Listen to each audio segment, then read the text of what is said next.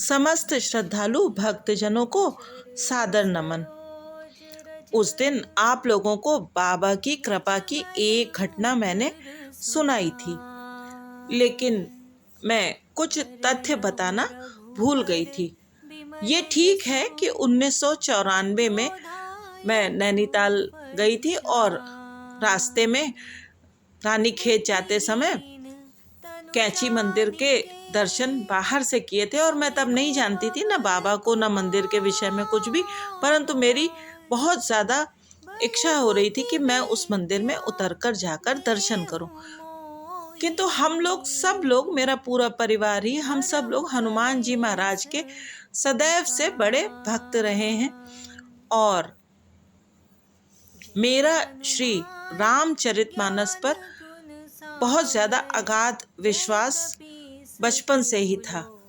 और हमेशा से जब भी कोई संकट होता था, कुछ भी होता था, तो रामचरितमानस का पाठ करना मेरा स्वभाव है। तो 80 के दशक में मैं अक्सर लखनऊ जाती थी, क्योंकि मेरे बड़े भैया वहाँ पे पोस्टेड थे, अधिकारी थे, और जब वहाँ पे जाती थी तो हम सभी लोग परिवार के सदस्य अक्सर ही हनुमान सेतु में हनुमान जी महाराज के दर्शन करने जाते थे। तो मैं उस समय ना मेरे परिवार के सदस्य कोई भी नहीं जानता था कि वो मंदिर बाबा ने बनवाया है, और ऐसा कुछ भी नहीं जानते थे। बस हनुमान जी महाराज के दर्शन करके हम लोग आ जाते थे। लेकिन बाबा कहते हैं ना कि मैं जिसको एक बार देख लेता हूँ, जिसका एक बार हाथ पकड़ लेता हूँ, मैं फिर उसको कभी नहीं छोड़ता। तो मुझको लगता है कि शायद हनुमान सेतु मंदिर से दीनानाथ ने मेरा हाथ पकड़ा, तो वो आज तक नहीं छोड़ा। तो चलिए अब बात करते हैं उस घटना का। लेकिन घटना बताने के पहले मैं ये बता देना चाहती हूँ, सभी को सचेत कर देना चाहती हूँ कि ये मेरा अपना अनुभव है, नितांत मेरा अपना अनुभव। कुछ लोग इस घटना को संयोग मात्र भी कहेंगे, और जो श्रद्धालु हैं वो इसे अवश्य बाबा की कृपा मानेंगे, या चमत्कार भी आप कह सकते हैं। मैंने तो इस घटना का विश्लेषण इतने वर्षों बाद भी बस यही किया है कि बाबा ने मेरे ऊपर उस रात बहुत बड़ी कृपा की थी, वरना क्या हाल हो सकता था मेरा, उस बात की कल्पना मैं आज भी करना नहीं चाहती। तो चलिए उस घटना के बारे में मैं आप लोगों को बताती हूँ। बात शायद 2004 की है, और दीपावली की रात थी। मेरे परिवार में मेरे माता पिता की हम 2 बेटियां ही हैं, मैं और मेरी दीदी। तो जब मेरी माता जी की मृत्यु हो रही थी, तो उस समय उन्होंने मुझसे कहा था कि तुम पापा को छोड़ के कहीं न जाना, तुम यहीं पे रहना। तो मैं परिवार के साथ अपने पिताजी के पास ही रहती थी। तो उस रात वहाँ पे पिताजी के पास दीपावली का पूजन करके मैं, मेरे पति और मेरा बेटा, हम लोग स्कूटर से अपनी ससुराल जाने के लिए निकले। ससुराल लगभग मेरे पिताजी के घर से ससुराल वाला घर 9-10 किलोमीटर दूर है। तो हम लोग पहले वहाँ गए, वहाँ जाके हम लोगों ने, सब लोगों ने साथ में मिलके पूजन किया। उसके बाद मेरे पति एक छोटा बच्चों का स्कूल चलाते थे, तो वो भी ससुराल वाले घर से लगभग 4 किलोमीटर दूर था। तो हम लोग ससुराल में पूजन करने के बाद वो स्कूल गए, वहाँ जा कर के हम लोगों ने पूजन आदि किया दीपावली का। वहाँ पे थोड़ा समय लगा। हाँ, रास्ते में मेरी दीदी का घर पड़ता था, तो बेटे को, क्योंकि वो जिद कर रहा था कि वो दीदी के बेटों के साथ पटाखे वगैरह छुड़ाएगा, और वहाँ पे उनके यहाँ और भी उनके परिवार के कई बच्चे थे, तो उसने कहा कि मुझको वहाँ छोड़ दो। तो हम लोगों ने रास्ते में उसको दीदी के घर पे छोड़ दिया और हम दोनों अकेले ही पहले ससुराल गए, वहाँ पे पूजन किया। उसके बाद वो स्कूल में गए, वहाँ पे पूजन किया। फिर लौट के हम लोग आए। एक और छोटा सा बहुत बच्चों का स्कूल खोला था, वो आप समझ लीजिए कि बस जैसे अड़ोस पड़ोस के बच्चे, क्रैच टाइप का मान लीजिए कि छोटे बच्चों को लोग जो काम पे महिलाएं जाती थी तो वो बच्चों को छोड़ देती थी, 10-15 बच्चों का। लेकिन उसका कारण ये था कि मैंने अपनी माता जी के नाम से वो विद्यालय खोला था, क्योंकि उनको ये लगता था कि उनके मन में कभी कभी किसी से बात करते मैंने सुना था कि मेरे तो कोई लड़का नहीं है, तो मेरा तो हम लोगों का तो नाम नहीं चलेगा। तो मेरे मन में हमेशा से ये लगता था कि उनके लिए कुछ करूं, तो वो एक छोटा सा 10-15 बच्चों को लेकर के वो विद्यालय खोल दिया था उनके नाम से। तो हम लोगों ने सोचा कि अब वहाँ पे भी पूजन करते चले। और वो जो जगह थी स्कूल वाली, वो बहुत ही निर्जन एरिया था। वो उस समय डेवलप हो रहा था, उसको कहते ही आज तक बगीचा है। तो वहाँ पे इक्का दुक्का उस समय घर बने हुए थे, और उस स्कूल तक जाने के लिए जो रास्ता था उसमें लगभग 2 किलोमीटर का रास्ता था जीटी रोड से, और उसमें पूरे खेत बने हुए थे। और एक रास्ते में पुलिया जैसी भी पड़ती थी, शायद कोई नहर होगी। तो वहाँ पे बहुत लूटपाट की अक्सर घटनाएं पेपर में निकलता था कि होती हैं, और जंगल जैसी वो जगह थी, वहाँ से निकल के हम लोगों को जाना था।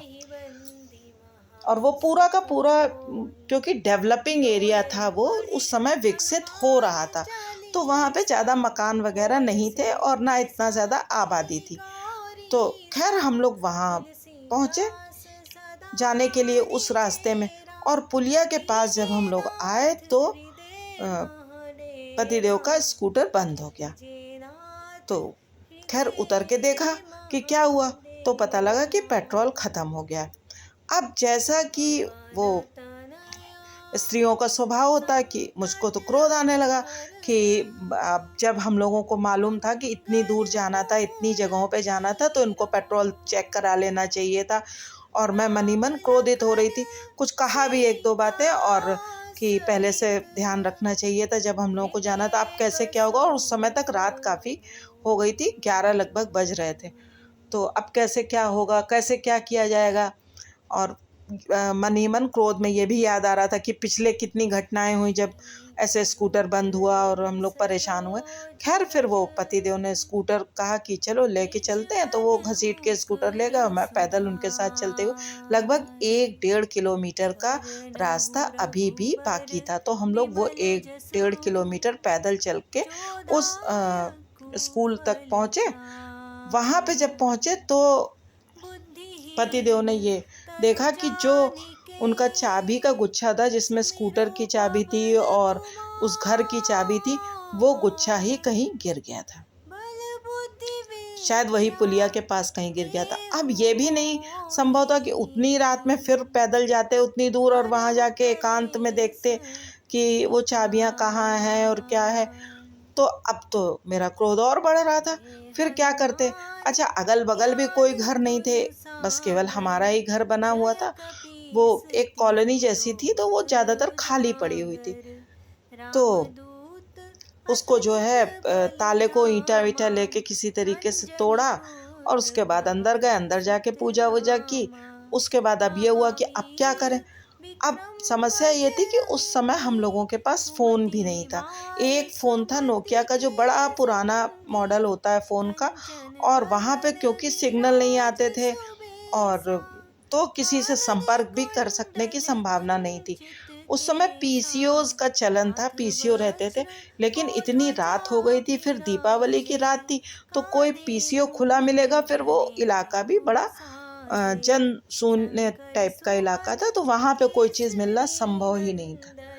अब तो बहुत समस्या में हम लोग घिर गए थे कि क्या करें, क्योंकि अब ताला भी नहीं था, तो दरवाज़ा खुला छोड़ देते, स्कूटर भी खुला हुआ था, सब छोड़ के चले जाते।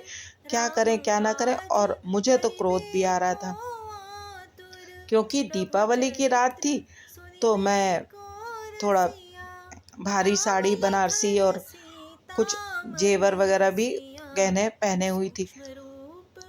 अब समझ में नहीं आ रहा था क्या करें। तब तक उधर से एक रिक्शा आते दिखाई दिया, तो क्योंकि मैं क्रोध में थी तो मैंने कहा मैं तो जा रही हूँ, ये बच्चे को मैं अकेला नहीं छोड़ूंगी और पापा की भी तबीयत खराब है, और फिर अगर हम लोग नहीं पहुंचेंगे रात में तो वो लोग सब लोग परेशान हो जाएंगे, ना तो कोई सूचना करने का साधन है ना कुछ है, तो वो लोग बहुत परेशान हो जाएंगे कि कहाँ है, और वो सब लोग ढूंढने निकल पड़ेंगे। फिर वो सब फ़ोन करेंगे, तब लैंडलाइन के फ़ोन कॉमन थे, तो ये कि वो अ, ससुराल में भी फ़ोन जाएगा, वो लोग परेशान हो जाएंगे और सब लोग ढूंढेंगे कि कहाँ गए हम लोग।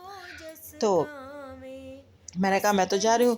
पतिदेव ने रोका, उन्होंने कहा ऐसा करते हैं 12 बज ही रहा है, रात में यहीं रुक जाओ और सुबह 4-5 बजे तक देखेंगे, चलेंगे, कोई ना कोई साधन मिल जाएगा और ये करके चलते हैं। मगर मैंने कहा कि घर को खुला छोड़ दो, अब यहाँ पे कुछ नहीं ऐसा है, क्योंकि कुछ ऐसा वहाँ सामान वगैरह भी नहीं था, और चलते हैं। मगर उसके लिए वो राजी नहीं हुए। खैर मैंने उस रिक्शे पे मैं बैठी और जीटी रोड तक जाना था। वो लगभग 1.5-2 किलोमीटर का रास्ता था, जो कि बिल्कुल सुनसान था। घर बने थे मगर खाली, इक्का दुक्का लोग रहते थे। शायद लाइट भी नहीं आ रही थी या अंधेरा था, लोग अपने अपने घरों में थे। तो मैंने कहा नहीं मैं तो जा रही हूँ, और मैं गुस्से में उस रिक्शे पे बैठ के और चली आई। हालांकि उस एरिया में मेरे 2 रिश्तेदार और भी रहते हैं। मेरी एक बड़ी बहन रहती थी उसी एरिया में और एक मेरे मामा जी रहते थे। मगर क्योंकि उस एरिया में इतना ज़्यादा जाना आना होता नहीं था, तो रात के अंधेरे में मुझे बिल्कुल भी रास्ते का आइडिया नहीं था कि कैसे जाऊँ। पति के साथ जाती थी तो वो स्कूटर से लेके चले आते थे। अब अकेले तो मेरी हिम्मत नहीं थी कि मैं किसी का घर ढूंढ पाती। खैर रिक्शे वाले से कहा तो उसने जीटी रोड पे पहुंचाया। रास्ता बिल्कुल सुनसान था। किसी तरह से मैं जीटी रोड पे आके खड़ी हो गई, और कि मुझको लग रहा था कि कोई ना कोई टेम्पो वगैरह कुछ मिल ही जाएगा रास्ते में जीटी रोड पे, और मैं चली जाऊंगी बड़ी आसानी से। असल में पूरे जीटी रोड पे वो एक रेलवे लाइन है और उस पे क्रॉसिंग्स बनी हुई हैं। तो जिस क्रॉसिंग पे मैं खड़ी हुई थी, उस क्रॉसिंग से दीदी का जो घर था वो लगभग 5 या 6 क्रॉसिंग बाद में था। तो आप ये समझ लीजिए कि लगभग 1 किलोमीटर का एक क्रॉसिंग में अंतर है, तो ऐसे 5-6 किलोमीटर पे दीदी का घर था। और लगभग 3 किलोमीटर का रास्ता, क्योंकि वो जीटी रोड थी तो उस पे केवल बड़ी बड़ी संस्थाएं हैं, और वहाँ पे वो भी सुनसान, तब उस समय वो भी जंगल जैसा ही था। तो ये भी नहीं संभव था कि कैसे जाने के लिए, अगर मान लीजिए पैदल जाने के लिए सोचा, और कोई चीज़ आती, कोई वाहन दिख नहीं रहा था, केवल इक्का दुक्का ट्रक निकल रहे थे। बाकी दीपावली की रात थी, पूरा सब कुछ निर्जन सुनसान पड़ा था। रिक्शे वाला वहीं पे खड़ा हो गया। तो मैंने उससे पूछा कि तुम बताया दीदी के घर का और बताया वहाँ तक चलोगे?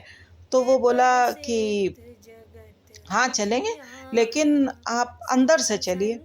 जो अंदर वाला रास्ता था, वो रास्ता पूरा का पूरा सुनसान था, जंगल जैसा था, और वहाँ आए दिन बहुत भयानक घटनाओं की सूचना पेपर में आया करती थी। हत्या तक की जो है ये पता लगता था कि वहाँ पे ऐसा ऐसा हो गया। तो उस रास्ते से अकेले जाना, और क्योंकि जेवर भी मैं कुछ पहने हुई थी, और तो बिल्कुल मतलब मेरे दिमाग में तुरंत आया कि नहीं, ये उस रास्ते से क्यों कर रहा है। जीटी रोड पे फिर भी ये था कि ट्रक वगैरह निकल रहे हैं और ये कि थोड़ा रास्ता सुनसान है, मगर वहाँ पे इतना ऐसा मुझको लग रहा था कि डर नहीं है। और टेम्पो का मैं इंतज़ार कर रही थी, लेकिन तब तक मेरे दिमाग में ये बात चलने लगी थी कि अगर रात में कोई टेम्पो मिलता भी है तो उसमें कोई सवारियाँ बैठी होंगी, ये संभव नहीं है। दूसरे ज़्यादातर लोग दीपावली की रात में नशा किए हुए ही मिलेंगे। तो अकेले टेम्पो में अगर मान लीजिए लेडीज़ नहीं बैठी हैं तो जाना भी मेरे लिए संभव नहीं था, मुझको ऐसा लगने लगा। और वो रिक्शे वाला वहीं पे खड़ा हुआ था। वो जा नहीं रहा था, वो अपने रिक्शे पे बैठ गया। अब मुझको डर लगना शुरू हो गया, मेरे ऊपर भय हावी होने लगा और मुझको तरह तरह की दुश्चिंताओं ने घेरना शुरू किया। वो सारी घटनाएं जो पेपर में पढ़ते थे वो सब कुछ स्पष्ट होने लगी कि ऐसे अकेली रात में ऐसा हुआ वैसा हुआ, क्या क्या हो सकता था, ये सब कल्पना मैं उस समय करने लगी। फिर कुछ समझ में नहीं आ रहा था और सारी बहादुरी, सारा जो क्रोध था वो सब मेरा हवा हो गया था। और बस अब उस समय तो ये लग रहा था वापस पति के पास लौटना भी संभव नहीं था, क्योंकि वो लगभग 1.5 किलोमीटर का रास्ता था, रिक्शे वाला बैठा हुआ था और उसका ठीक ठाक हाव भाव लग नहीं रहे थे। तो मैंने बस फिर बाबा का नाम लेना शुरू किया, पुकारना शुरू किया कि बहुत बड़ी गलती हो गई बाबा, और अब बचा लो, इस बार बचा लो, प्लीज़ मेरी लाज बचा लो, किसी तरह से बचा लो बाबा, बचा लो। बस आंसू आंखों में भरे हुए थे, लेकिन उस रिक्शे वाले के सामने अपने आप को बड़ा स्ट्रांग दिखाने का प्रयास करने के उसमें किया और बड़े कॉन्फिडेंस से, मैं दिखावे वाले कॉन्फिडेंस से खड़ी रही वहाँ पे कि नहीं नहीं, इसको ये ना समझ में आ जाए कि मैं डर रही हूँ। और बस केवल बाबा बाबा बाबा, और कुछ मन में चल ही नहीं रहा था। कभी बच्चे का ख्याल आ रहा था, कभी पति का आ रहा था, कभी वो सब दृश्य आ रहे थे, लेकिन अब उन सबको पीछे ढकेल कर मैं बस बाबा की छवि अपनी आंखों के सामने लाके और बस उन्हीं को स्मरण कर रही थी। तब तक उसी तरफ से, जिस तरफ से मैं आई थी, वहां से एक स्कूटर की लाइट आती दिखी। तो मुझे कुछ थोड़ा संबल मिला। जब वो स्कूटर पास में आया क्रॉसिंग से निकल के, तो देखा कि एक सज्जन अपना 5-6 साल का बच्चा बैठाले हुए, जो उनको पकड़ के पीछे बैठा था, वो बैठे। तो मेरे अंदर पता नहीं कहाँ से क्या हिम्मत आई, बच्चे को देख के ज़्यादा साहस बंधा और मैंने हाथ करके वो स्कूटर रोक लिया। उन्होंने भी एकदम स्वाभाविक भाव से ऐसे स्कूटर रोका जैसे वो जानते हों। और जैसे ही उसने, रिक्शे वाले ने देखा कि ये इस तरीके से खड़े, तो उसने रिक्शा मोड़ा और वो चला गया। अब मैं, मतलब उनको देखते ही मेरे पता नहीं क्या हुआ कि जैसे बिल्कुल आंसू बहने लगे और मैंने उसमें हाथ जोड़ के कहा कि भाई साहब, आप क्या उस तरफ जा रहे हैं? तो वो बोले हाँ। लेकिन उन्होंने जो दीदी के घर के 2 क्रॉसिंग पहले का अपना पता बताया कि वो उस एरिया में जा रहे हैं। तो मुझे लगा कि वो जो था इलाका, वो काफ़ी डेवलप था, वहाँ पे ऐसा कोई भय वाली बात नहीं थी कि वहाँ कुछ क्राइम हो सके और ऐसा। तो मैंने कहा हाथ जोड़ के, भाई साहब मुझको बस वहीं तक आप छोड़ दीजिए, फिर मैं चली जाऊँगी और मैं बहुत मुसीबत में फँस गई हूँ। उन्होंने कुछ मुझसे ज़्यादा पूछा नहीं, बोले ठीक है चलिए। वो बच्चा था, उस बच्चे को मैंने ऐसे उस समय पकड़ा, ऐसे थामा जैसे आप समझ लीजिए कि तूफान में कोई डोलती हुई नैया में पतवार मिल जाए, तो वो जो उस तरह से थामते हैं, उस बच्चे को मैंने ऐसे थामा और बस बाबा बाबा बाबा, रक्षा करना, आज बचा लेना, आज बचा लेना करते हुए मैं बैठ के उनके, तब उन्होंने रास्ते में मुझसे पूछा कि आप कहाँ जाना है? तो मैंने बताया कि मुझे वहाँ तक जाना है, लेकिन आप मुझको वहाँ जहाँ आपको जाना है वहाँ भी आप रास्ते में बीच में जीटी रोड पे छोड़ देंगे तो मुझे कोई दिक्कत नहीं होगी, वहाँ से कुछ ना कुछ मिल जाएगा और मैं चली जाऊँगी। और थोड़ा मैंने बताया तो वो बोले ठीक है ठीक है। और एक इसमें सबसे बड़ा जो ट्विस्ट है इस घटना का, वो ये है कि ये जो हुआ, उन्होंने मुझको बैठाला स्कूटर पे, 3-4 माह पहले हमारे शहर में एक घटना पेपर में लगातार छप रही थी कि एक महिला रात में हाईवे पे अच्छे कपड़े पहन के, अच्छे गहने वहने पहन के अक्सर अकेले पुरुषों को रोकती है, लिफ्ट के लिए बोलती है और उसके बाद थोड़ा दूर आगे सुनसान में जाने पर उनको धमका करके उनसे सब पैसा रुपया छीन लेती है और कुछ इस तरीके की धमकी देती है जिससे कि वो फंस जाए पुरुष लोग। तो कोई भी पुरुष उस समय ऐसा तैयार ही नहीं हो सकता था, क्योंकि हमारे शहर में ये बहुत ज़्यादा वो घटना पॉपुलर थी। और यहाँ तक कि मैं, जैसा होता है सामान्य तौर पे कि हम लोग जब पेपर में कुछ निकलता है, क्योंकि हमारे साथ तो बीता नहीं है तो हम लोग उसको मजाक में लेते हैं, तो मैं अपने पति को छेड़ती थी कि तुमको अगर ऐसे मिल जाए तो कहीं रोक ना लीजिएगा कि आप भी रोक के खड़े हो जाएं वहाँ पे, और फिर तो इस तरीके से मजाक वगैरह करती थी। तो उन्होंने कैसे वो स्कूटर रोक दिया, मैं भी उसी लगभग स्थिति में खड़ी थी और रात थी इतनी। पता नहीं उसके बाद फिर उन्होंने, और मैं तो बस केवल बाबा बाबा ना कुछ, शायद पता नहीं डर के मेरे आँख बंद करे थी क्या था, तो देखा कि उन्होंने दीदी के घर के पास वाली जो क्रॉसिंग थी वहीं पे स्कूटर रोका और फिर मुझसे बोले कि आप पता बता दीजिए तो मैं चलता हूँ अंदर आपको छोड़ने, तो छोड़ देता हूँ। तो मैंने कहा नहीं नहीं, आप वैसे भी इतनी रात हो गई थी और किसी का एहसान लेना, और वहाँ पे काफ़ी जगह जैसी थी, सब लोग, दुकानें थी क्रॉसिंग पे वो खुली हुई थी, जो घर थे उनमें सब बच्चे वगैरह बाहर, अभी तक पटाखे लोग छुड़ा रहे थे, रिक्शे काफ़ी खड़े, वो काफ़ी मतलब घनी आबादी वाला इलाका, तो वहाँ पे कोई ऐसा डर नहीं था। तो मैंने कहा नहीं नहीं, मैं चली जाऊँगी, आपका बहुत बहुत धन्यवाद भाई साहब। और धन्यवाद तो मैंने उनको तो नहीं किया, बस उस बच्चे के सर पे हाथ रखा और बस ये कहा कि बाबा आपके बच्चे की रक्षा करें। वो तो पता नहीं जानते भी होंगे कि मैं किन के लिए कह रही हूँ, और बाबा आपके बच्चे को खूब लंबी उम्र दे और खूब बड़ा आदमी बने ये बच्चा। और आंसू मेरे बहते जा रहे, तो मैं बस उस बच्चे को आशीर्वाद दी। तो उन्होंने फिर रहा करा, फिर वो अपना, मैंने एक रिक्शा किया, रिक्शे पे बैठी और वो फिर स्कूटर से चले गए। फिर मैं दीदी के घर आई, वहाँ पे मेरी हालत देख के उन लोगों ने थोड़ा कुछ पूछा, फिर वो लोग दीदी जी आई मुझको छोड़ने आए और पिताजी के घर पे छोड़ गए मुझको और बेटे को। और मैंने फिर जब थोड़ा संयत हुई, सब कुछ हुआ, तब लगभग तब तक 2 बज गए थे।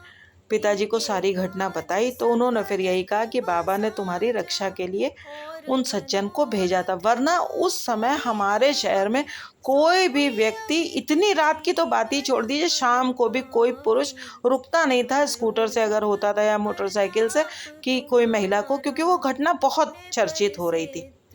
तो कैसे उन्होंने रोका, वो उसी समय सज्जन कैसे आ गए, अगर वो ना आए होते तो क्या हो सकता था, मतलब वो सब चीज़ें सोचने से भी एकदम से भय की अनुभूति आज भी होने लगती है कि क्या क्या घटनाएं घट सकती थी, मगर वो एकदम सही समय पे जैसे बाबा ने उनको बिल्कुल भेजा। और फिर अगले दिन जब पतिदेव आए तो फिर उनसे कहा और मैंने क्षमा भी मांगी, तो फिर उन्होंने भी मुझसे बोला कि नहीं नहीं, मेरी भी गलती है, खुला छोड़ के आ जाना चाहिए था, क्या होता, सुबह चला जाता मैं, और क्या रात में जो होता होता, लेकिन अकेले नहीं भेजना चाहिए था। कुल मिला के बाबा ने वहाँ पे इस प्रकार से मेरी रक्षा की, मुझको ऐसा लगता है। अब बहुत सारे लोग इस घटना को एक संयोग मात्र मान सकते हैं कि अच्छा वो मिल गए होंगे सज्जन, ऐसे कोई जा रहा होगा और ये, तो देखिए हर व्यक्ति अपने जो उसकी श्रद्धा है उसके अनुसार हर घटना का विश्लेषण करता है कि जैसा जैसा जिसके मन में विचार होते हैं वो उस तरीके से हर घटना का विश्लेषण करता है। मगर मुझको तो यही लगता है कि मेरे बाबा ने उस दिन मेरी रक्षा की, वरना क्या हो सकता था उसका तो कहना ही असंभव। तो आप लोग भी बताइएगा मुझको, अगर आपको कमेंट्स करने का मौका मिले कि कौन हो सकते हैं वो और कैसे उसी सही समय पे आए, क्या सच में ये बाबा का चमत्कार नहीं था। तो अगर आपको ये अच्छी लगे घटनाएं तो देखते और सुनते रहिए, और मेरे इस चैनल को लाइक भी कीजिए, अगर हो सके तो सब्सक्राइब कीजिए। जय हो बाबा नीम करौरी जी महाराज की। जय श्री राम। बाबा हमेशा सब पर ऐसे ही अपनी कृपा की वर्षा करते रहें। अभी बहुत सी ऐसी घटनाएं हैं छोटी छोटी जो मैं आपको धीरे धीरे बताने का प्रयत्न करूंगी। हालांकि मन में ये भी आता है कि कहीं ऐसा तो नहीं कि मैं किसी स्वार्थवश ये घटनाएं बता रही हूँ, मगर जो है बाबा का है।